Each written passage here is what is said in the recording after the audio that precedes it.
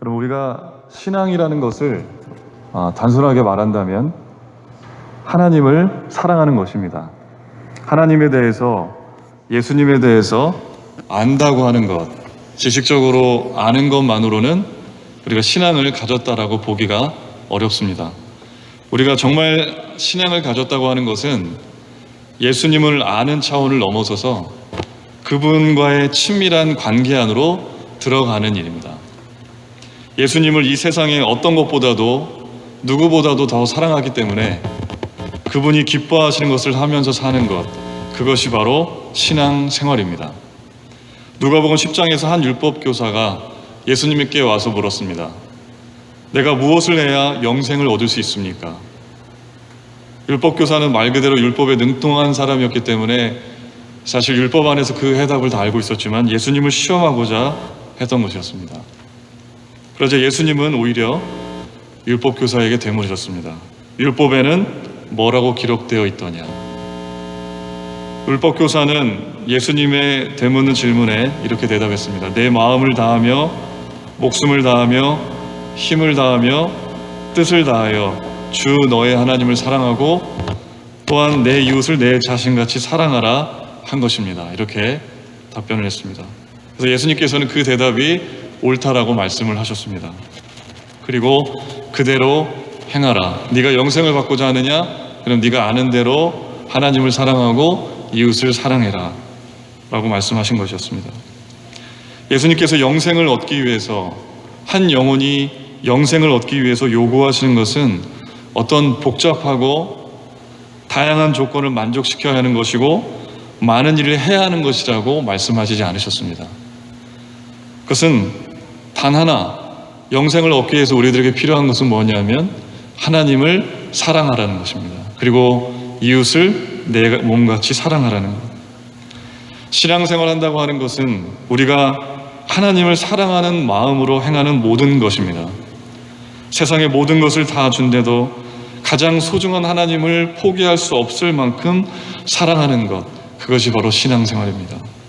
아무리 성경적인 지식이 많고 신학 공부를 많이 하고 재정적으로 여유가 있어서 헌금도 많이 할 수 있지만 하나님을 사랑하는 마음이 없이는 신앙생활 자체가 성립될 수가 없습니다. 그리고 유지될 수조차 없습니다. 하나님을 사랑하기 때문에 하나님께 영광 돌리는 삶을 살고 그분을 영화롭게 하고자 하는 것입니다. 제가 속한 감리교회 창시자였던 존 웨슬리 목사님이라는 분이 계십니다. 존 웨슬리 목사님은 이렇게 하나님을 사랑하는 것은 무엇인지에 대해서 이렇게 이야기를 합니다.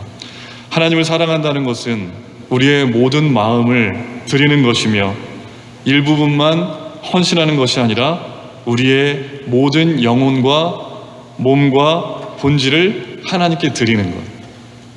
그래서 이것은 쉽게 말하면 우리의 일부분, 우리가 드릴 수 있을 정도의 것만 드리는 게 아니라 우리의 존재 자체를, 우리의 생각과 우리의 마음과 우리의 삶의 모든 계획과 모든 목적조차도 하나님께 드리는 것, 그것이 바로 하나님을 사랑하는 행위라고 하는 것입니다. 하나님을 진정으로 사랑하기 때문에 영혼 구원을 위해서 전도도 하는 것이고, 하나님을 사랑하기 때문에 이 앞에서 찬양단으로 봉사도 하고 악기도 연주하고 하는 것이죠. 안내위원으로, 이런 여러 가지 사역으로 소그룹의 리더로 사명을 감당하는 것, 그것은 하나님을 사랑할 때 사랑하기 때문에, 하나님을 사랑하는 그 이유 때문에 감당할 수가 있는 것입니다. 하나님을 우리가 다 같이 사랑하기 때문에 예배드리는 일들이 우리들 안에 있어야 한다는 것입니다. 예수님이 나를 위해서 죽으셔서 나의 죄를 씻으신 그 크신 은혜를 성령의 도우심으로 경험하게 되면 하나님의 사랑이 우리 안에 풍성하게 부어지게 됩니다. 그리고 그 사랑을 느끼게 되고 그 사랑에 반응해서 우리도 주님을 사랑하게 되는 것입니다. 내가 먼저 주님을 사랑한 것이 아니라 주님이 먼저 나를 사랑하셨기 때문에 우리들에게 은혜 주시고 그것에 반응해서 우리가 하나님을 사랑하는 것. 우리가 정말 주님을 사랑하게 되면 삶이 바뀌게 됩니다. 내가 내 인생의 목적이 나를 위한 것이었다면, 정말 주님을 사랑하는 그 사랑을 느끼게 되면 인생의 목적이 하나님이 됩니다. 나만을 기쁘게 하려고, 나만을 만족시키려고 살았다면 이제는 하나님을 기쁘시게 하기 위해서 살게 됩니다. 그것이 바로 하나님을 진정으로 사랑할 줄 아는 사람의 모습입니다. 세드백 교회의 담임자이고 목적이 이끄는 삶의 저자인 닉 워렌 목사님이라는 분, 여러분 아마 한 번쯤은 다 들어보셨을 겁니다. 자신의 책 목적이 이끄는 삶에서 이렇게 이야기합니다. 우리들이 하나님께 지음받은 여러 가지 목적을 이야기하는데, 그 목적 중에 첫 번째로 이 닉 워렌 목사님이 말하는 것은 뭐냐면, 우리들이 하나님을 기쁘시게 해드리기 위해서 하나님께서 우리들을 지으셨다라고 하는 것입니다. 하나님께서 우리를 이 땅 가운데 여러 가지 일을 하도록 부르셨습니다. 어떤 이는 회사원으로, 어떤 이는 학교 교사로, 어떤 이는 의사로, 여러 가지 다양한 직종의 일을, 다양한 일을 세상 가운데 하도록 부르셨지만, 그 모든 사람들을 보내신 공통적인 한 가지 목적이 있는데, 그것은 무엇이냐면 바로 하나님을 기쁘시게 하기 위해서 우리들을 부르시고 우리들을 지으셨다라고 하는 것입니다. 우리가 하나님을 마음속 깊이 사랑하는 친밀한 관계 속에 있으면 우리는 하나님을 기쁘게 해드리고 싶고, 영화롭게 해드리고 싶고, 영광을 올려드리는 삶을 살고 싶어집니다. 실제로 그렇게 살아갈 수밖에 없게 됩니다. 이렇게 살아가는 것이 모든 사람들에게서 하나님께서 허락하신 진정한 인생의 목적을 성취하는 길입니다. 하나님을 기쁘시게 하는 모든 행동이 넓은 의미에서 바로 예배라고 말할 수가 있습니다. 일상생활에서 정말 하나님을 높여드리고 그분을 영화롭게 하기 위한 목적으로 하는 모든 일들, 그래서 하나님을 기쁘게 해드리는 모든 것들이 바로 예배라고 하는 것입니다. 우리가 교회에서 이 자리에 다 함께 모여서 일정한 시간에 주일날 모여서 한 자리에서 예배 형식을 갖추어서 드리는 예배만 예배가 아니라, 언제 어디서든, 내가 직장에 있든, 일을 할 때에도, 가정에서 설거지를 할 때에도, 가사 일을 할 때에도, 거리에서 길을 걸어 다닐 때에도 우리 마음속에 주님을 사랑하는 마음으로 하나님을 높여드리기 위한 모든 일들, 그것이 예배라고 하는 것입니다. 오늘 본문에서 예수님은 사마리아 여자와의 대화에서 대화 중에 예배에 대하여 아주 중요한 말씀을 하고 계십니다. 하나님께서 사람을 이 땅 가운데 찾고 계신데 어떤 사람을 찾느냐? 그것은 참되게 예배하는 사람을 찾으신다라고 하는 것입니다. 오늘 보면 말씀 23절 하반부 말씀을 보시면 이런 말씀이 있습니다. 아버지께서는 자기에게 이렇게 예배하는 자들을 찾으시느니라. 하나님께서는 하나님의 선교라는 인류의 구원의 계획을 가지고 오셨는데, 하나님께서는 사람들과 함께 동역해 오셨고 사람들과 함께 일해 오셨습니다. 그리고 하나님의 일을 감당해야 할 사람들을 그때그때 부르셨습니다. 하나님께서 시대를 막론하고 하나님께서 부르시고 찾으셨던 사람은 바로 참되게 하나님께 예배할 줄 아는 사람이었습니다.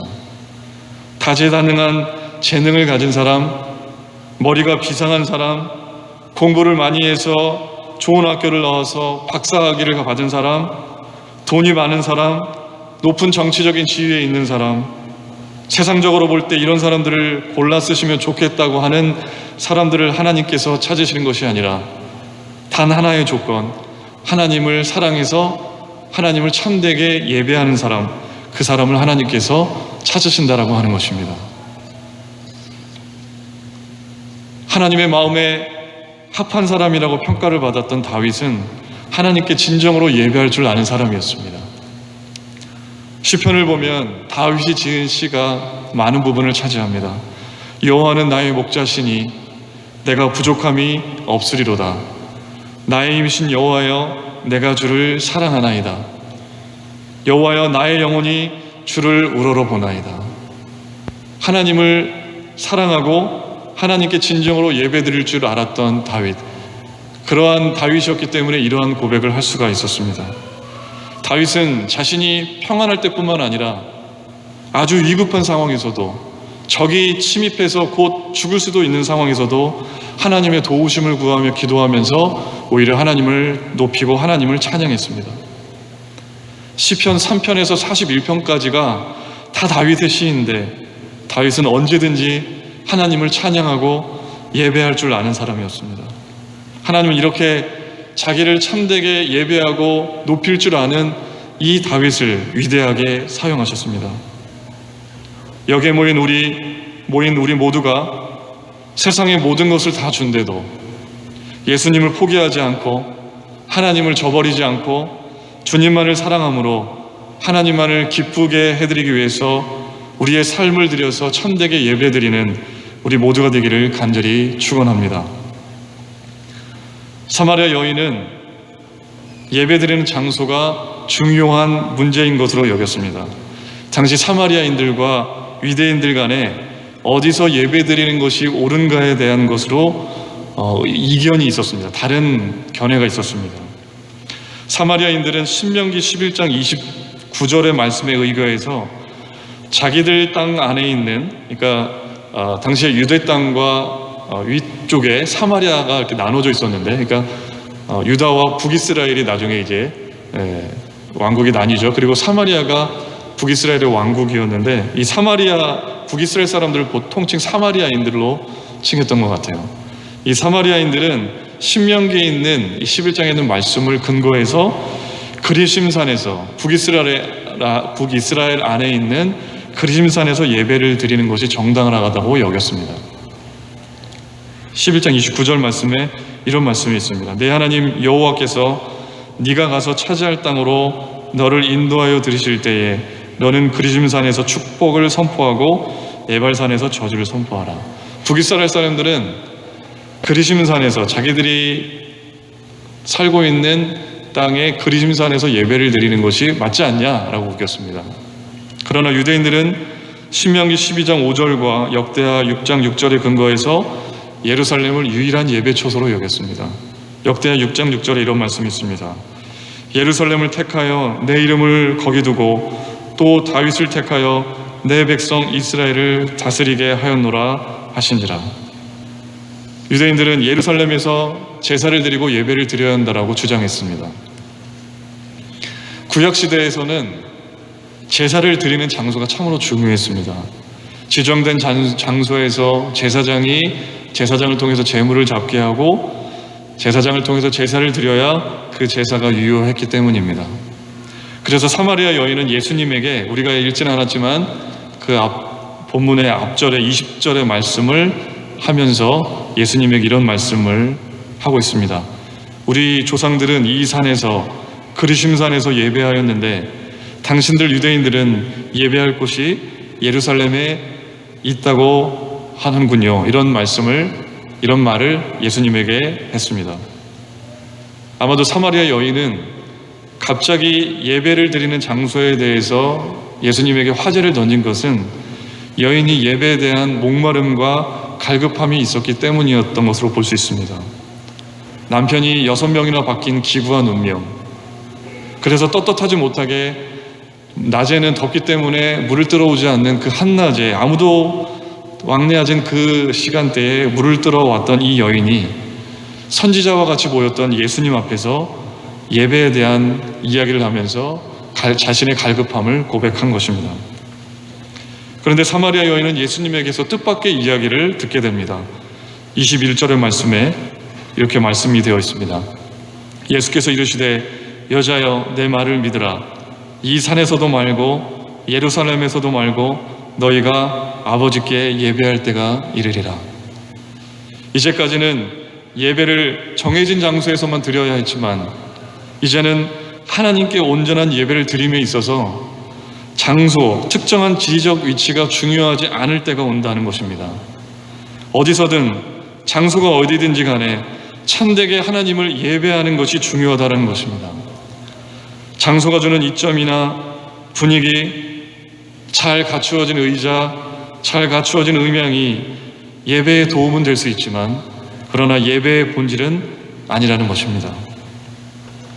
한국 교회가 한참 부흥을 경험할 시절이 있었습니다. 많은 교회들이 그 당시에 모든 것이 갖추어진 상태에서 예배를 시작하고 교회를 시작하지 않았습니다. 초라하기 그지없지만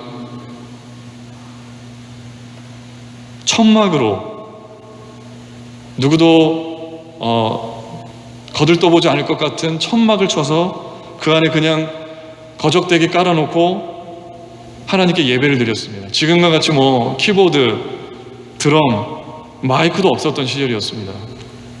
그런데 하나님께 예배를 잘 드렸습니다. 예배 가운데 하나님의 성령의 충만하심이 나타났습니다. 많은 사람이 회개하는 역사가 있었습니다. 지금보다 먹고 살기 힘든 때였지만 무엇보다도 하나님에 대한 갈급함과 목마름이 있었습니다. 인간 안에 어떤 세상의 어떤 것으로도 채울 수 없는 목마름과 갈급함을 세상의 그 어떤 것으로 채우지 않고 오직 하나님만 붙들고 하나님만이 주어주실 것이라는 분명한 믿음을 가지고 예배 자리에 나와서 예배를 드렸기 때문에 하나님의 기름 부으심이 있고 성령의 충만한 역사가 나타났습니다. 수많은 인생의 어려운 문제, 가난, 기아, 아픔, 질병, 온갖 자신이 가지고 있는 그 힘든 문제를 하나님 앞에 해결받고자 하는 분명한 기대를 가지고 나와서 하나님께 그냥 손들고 기도하면서 예배를 드렸기 때문에 하나님이 역사하시고 성령이 충만하게 역사하시는 그런 예배가 드려질 수가 있었습니다. 우리의 모습은 어떻습니까? 우리도 예배를 주일마다 드립니다. 주일에 드리고 가정에서 드리고 또 때로는 온라인으로 컴퓨터로 설교 말씀을 듣는 경우도 있습니다. 환경이 많이 좋아지고 편안해졌지만 오히려 하나님을 간절히 찾는 갈급함과 목마름은 우리들 안에 사라져가고 있지는 않습니까? 예배를 드리는 태도가 점점 형식화되어져 가고 오늘 또 그런 예배 드리겠지, 기대감이 없어지는 예배를 드리고 있지는 않습니까? 정말 놀라운 것은 하나님께서 모든 예배를 받으시지는 않는다는 것입니다. 제사를 드렸어도 예배를 드리는 장소에 와서 예배를 드려도 그 예배를 다 받지 않으신다는 것입니다. 창세기에 하나님께서 가인과 아벨의 제사 여러분 기억하시죠? 가인의 제사는 받지 않으시고 아벨의 제사만 받으셨습니다. 왜 아벨의 제사만을 하나님께서 받으셨는지는 성경에 기록되어 있지 않지만 확실하게 알 수 있는 것은 하나님께서 모든 사람들이 어떻게 예배를 드리는지 모르겠지만 그 모든 제사를 다 기뻐하시지는 않는다는 것입니다. 사울은 사무엘을 끝까지 기다리지 못하고 블레셋과의 전쟁을 앞두고 조급한 나머지 자신이 직접 제사를 드리다가 선지자 사무엘에게 질책을 받았습니다.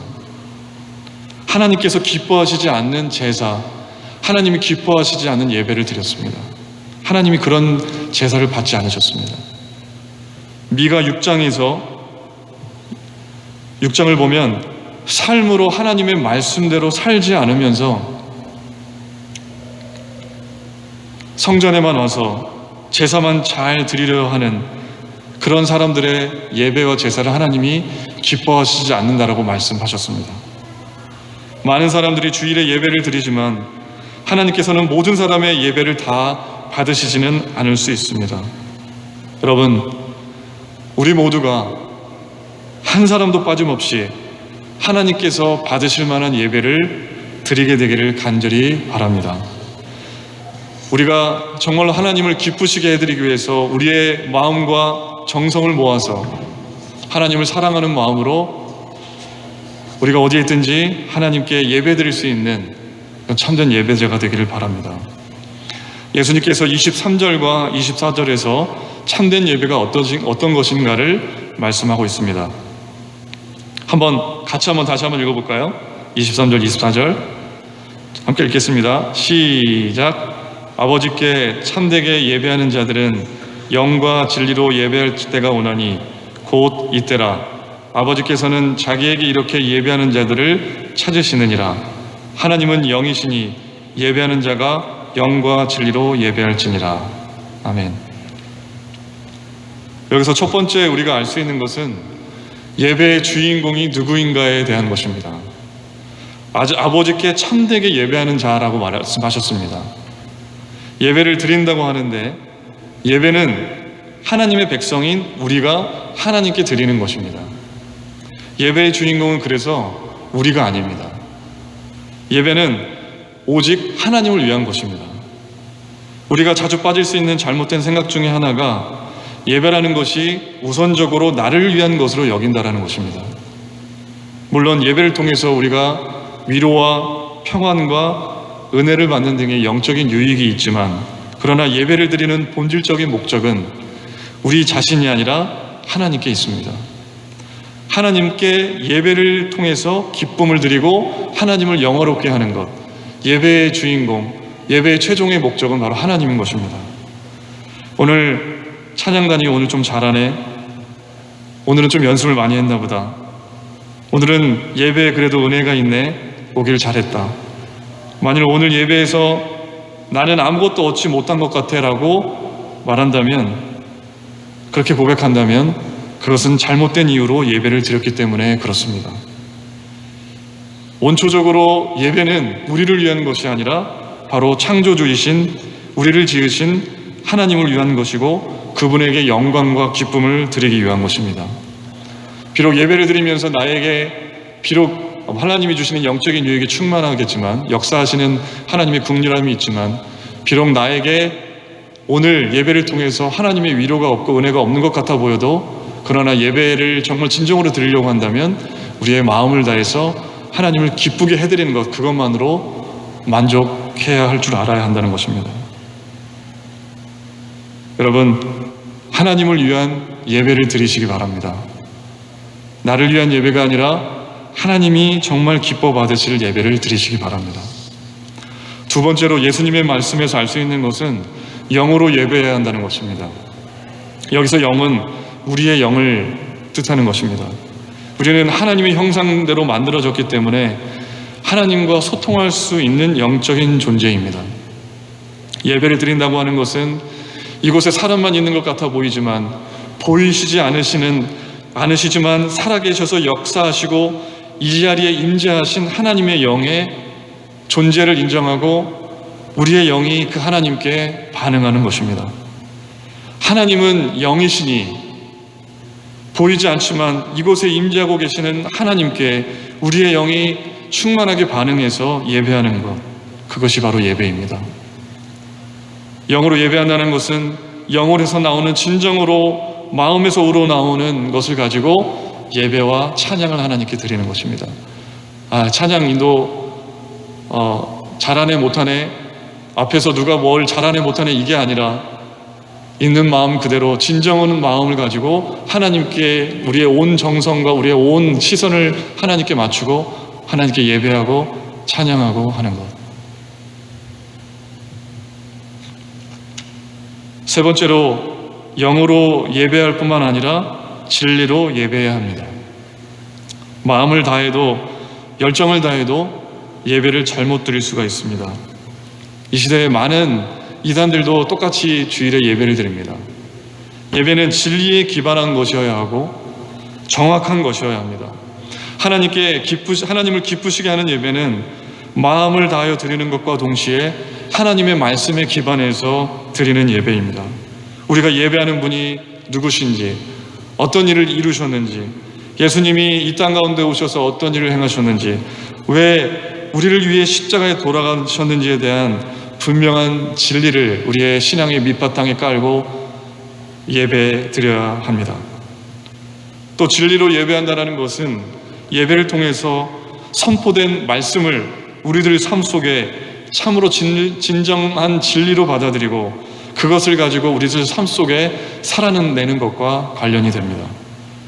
들은 말씀을 구체적인 삶에 적용하고 실천하고 살아내는 것이 바로 진리로 예배하는 것입니다. 그래서 진리로 예배 드린다는 것은 우리가 한번 교회에 와서 이 자리에 주일날 한번 교회에서 예배 드리는 것에 그치지 않고 우리가 이제는 세상 가운데 나가서 우리들의 삶을 예배로 사는 것입니다. 모든 활동, 내가 하는 모든 대화, 모든 문제 그리고 모든 생각 속에서 하나님을 예배하는 것. 하나님의 임재 연습이라는 책을 쓴 17세기 로렌스 형제, 로렌스 수도사라는 분이 계십니다. 이분은 프랑스 수도원의 조리사였습니다. 이분은 수도원에서 수도사들이 보기에 아주 고귀해 보이는 그런 일을 맡지 않았습니다. 요리사였기 때문에 주방에서 험난한 일들을 했어야 됐습니다. 많은 사람들이 있었기 때문에 음식을 다듬고 조리하고 얼마나 많은 힘든 고된 일들이 사람들에게 밥을 먹이는 일이었겠습니까? 이분은 하나님의 임재를 날마다 하나님께 예배드리는 일들이 자신의 일상 속에서 이루어지길 간절히 바랐습니다. 그래서 칼로 반찬을 자르면서도, 물을 데우면서도, 사람들에게 음식을 대접하면서도 늘 하나님의 임재 가운데 하나님의 예배드리려고 하는 그 연습을 했습니다. 그래서 많은 사람들이 이 로렌스 형제를 볼 때마다, 그 얼굴을 볼 때마다 빛이 나는 것 같고 하나님이 느껴지고 하는 그런 고백들을 하는 것을 책에 많이 써 놓았습니다. 우리가 하나님께 예배하고 하나님과 친밀한 관계를 유지하는 데 있어서 중요한 것은 우리의 행동을 바꾸는 것이라기보다 우리의 태도를 바꾸는 것입니다. 내가 전에 직장에서 일을 할 때에, 동료들과 일을 할 때에 직장의 일에 너무 몰두한 나머지 짜증내고 불평하기보다는 이 일을 통해서 내가 직장 동료들과의 대화 속에서, 그들과의 협업 속에서 하나님이 일하시고 하나님이 그들을 구원하시고 하나님을 바라시는 마음으로 기도하면서 예배를 드리는 마음으로 임하는 것, 그것이 바로 하나님을 예배하는 것입니다. 우리 자신을 위해 하던 일들을 하나님을 위해서 하는 것입니다. 먹는 것이든 목욕하는 것이든 일을 하는 것이든 쉬거나 하다못해 쓰레기를 버리러 가는 일이든 우리가 생활하는 모든 순간 일상생활을 통해서 하나님을 예배하는 것이 아주 쉽다라는 것을 로렌스 형제는 자신의 책을 통해서 우리들에게 보여줬습니다. 진정으로 하나님께 드려야 할 예배 장소는 어떻게 보면 이것도 물론 예배 장소지만, 이 성전도 예배 장소지만, 진정으로 하나님께 예배드릴 장소는 바로 여러분의 일상생활입니다. 소명교회, 사랑하는 우리 소명교회 성도 여러분, 여러분의 삶을 예배로 드리시기를 바랍니다. 우리가 함께 있는 이 예배의 자리뿐만 아니라 여러분의 삶이, 여러분의 일상이 하나님을 기쁘시게 하기 위해서, 하나님을 영화롭게 하기 위한 삶의 예배가 되게 하십시오. 우리가 정해진 시간에 함께 모이는 이 회중 예배 시간에 아무도 나를 보지 않는다고 해서 스마트폰을 보거나 그러지 않고 이곳에 임재하시는 영이신 하나님을 마음을 다해 예배 드리시게 되기를 간절히 축원합니다. 영과 진리로 마음을 다해서 하나님께 드리시기를 바랍니다. 하나님께서는 이런 예배를 받으시고 응답하시고 기름 부어주시고 진정으로 개인마다 말씀하시며 은혜를 주시는 줄로 믿습니다. 예배를 통하여 정말 예수님을 인격적으로 만나시는 역사가 있게 되길 바랍니다. 그래서 세상에서는 세상 것 가지고는 계속해서 목마르지만 주님으로 인해서 목마르지 아니하고 영원한 생명과 생수 되시는 예수님이 정말 주시는 그 말할 수 없는 기쁨이 나를 압도하는 그러한 복된 삶을 살아가게 되시기를 간절히 축원합니다. 함께 기도하겠습니다. 사랑의 하나님, 감사합니다. 우리의 인생에서 참으로 예배가 중요함을 다시금 깨닫게 하여 주신 하나님의 은혜 감사드립니다. 우리가 예배를 형식적으로 드리지 않고 영과 진리로 드리게 하여 주시옵소서. 그리고 성전에서 드리는 예배뿐만 아니라 우리의 일상생활이, 우리의 삶이 예배의 장소가 되기를 간절히 원합니다. 우리가 살아가는 모든 삶의 현장, 그 모든 곳곳에 하나님이 함께 하시고 예수님이 우리들과 동행하시는 줄 믿습니다. 우리가 생각하는 모든 것들, 대화하는 것들, 우리가 도모하는 모든 삶의 목적이 정말 하나님께 드려지는 예배가 되기를 간절히 소원합니다. 하나님 우리의 존재의 모든 것들을 하나님 드리오니 하나님 기뻐 받아 주시옵소서. 예수님의 이름으로 기도드립니다. 아멘.